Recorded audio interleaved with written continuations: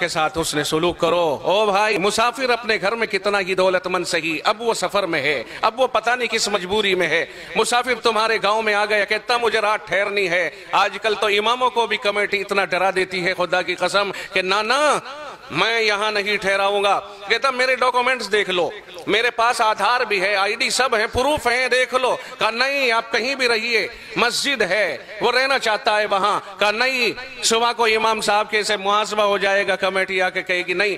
Board لگا دیے، یہاں مسافروں کا ٹھہرنا ممنوع ہے۔ جو رب کہتا ہے مسافروں کے ساتھ بھلا سلوک کرو، ہمارے یہاں تو مسجدوں کے اندر کی بدسلوکیاں ہونے لگ گئی، اوروں سے تو کیا لیں گے۔ اور چو کفر از کعبہ برخیزد کجا ماند مسلمانی، جب کعبۃ اللہ میں ہی کفر ہونے لگے پھر اسلام کہاں تلاش کرو گے؟ جب مسجدوں میں جہاں شانتی کی امن و امان کی جگہ ہیں وہیں مسافر کو قیام کی اجازت نہ ملے اور مسلمانوں کے یہاں قیام کی اجازت نہ ملے تو پھر ایمانداری کہاں اور امن کہاں ہے؟ ہم لوگ اس کو خوب جانتے ہیں۔ اور جو لوگ مسافر بحالت سفر خاص طور سے مدرسوں کے چندہ کرنے والے ہوتے ہیں ان کے سامنے بڑی مشکلات آتی ہیں۔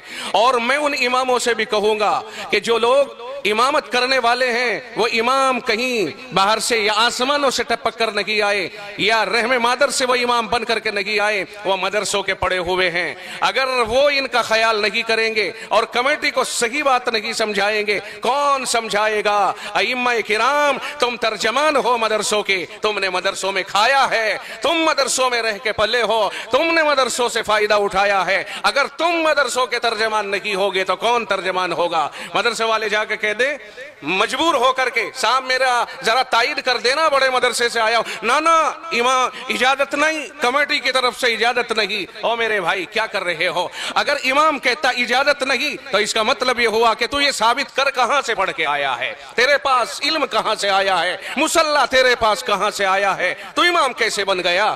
میں کہتا ہوں 11 مہینے مقتدیوں کا ذہن بنانے کی امام کو کوشش کرنی چاہیے اور وہ یہ طے کرے اور کہیں اور لوگوں کو اتنا آنے والے مسافرین کا اتنا شوقین بنا دے کہ انتظار کریں اور یہ کہیں مسافر آج کہاں ہیں، کہاں ہیں سفیر، کہاں ہیں مدرسوں والے؟ لیکن ہم نے خود کاٹ دی رسی، ہم نے خود اس طرح کا برتاؤ کر دیا۔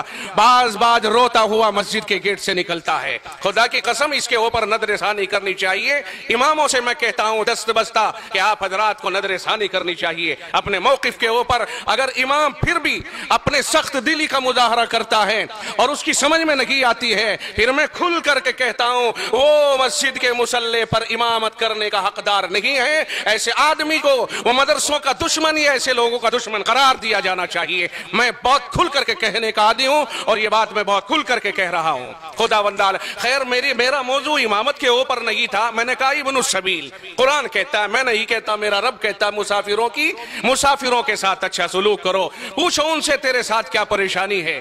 ساری دنیا دھوکے باز نہیں، ساری دنیا دہشت گرد نہیں، ساری دنیا بم پھوڑنے والی نہیں۔ کون سی مسجد میں ہندوستان میں کس نے آ کر کے بم پھوڑ دیا کہ تم نے مسافروں سے خوف کھانا شروع کر دیا؟ وہ کون سا سفیر ہے جس نے مسجد میں غداری کر دی ہو آ کے؟ نہیں، کس مسجد کے میں آ کے سفیر نے کب مسجد کا غلہ اکھاڑا اور پھاڑا ہے؟ وہ کب وہاں ڈکیتی ڈالنے کے لیے آیا ہے؟ پھر کیوں ڈر گئے اہل کمیٹی اور کیوں ڈر گئے امام ان مسافروں سے؟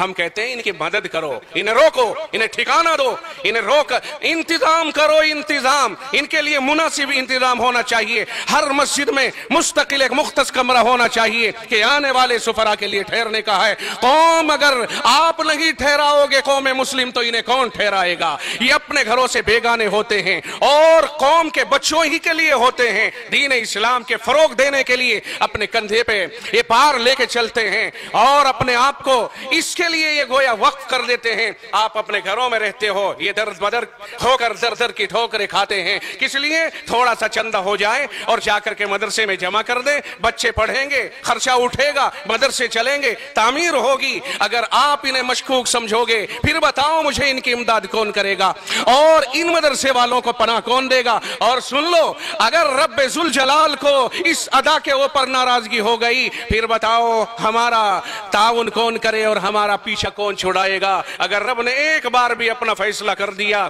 یاد رکھیے نہ کوئی کمیٹی، نہ کوئی امام، نہ کوئی معاون، نہ کوئی مخالف، پھر مسئلہ کچھ اور ہی ہو جائے گا۔ اللہ حفاظت فرمائے۔ خیر ابن السبیل مسافر کی مدد کرے۔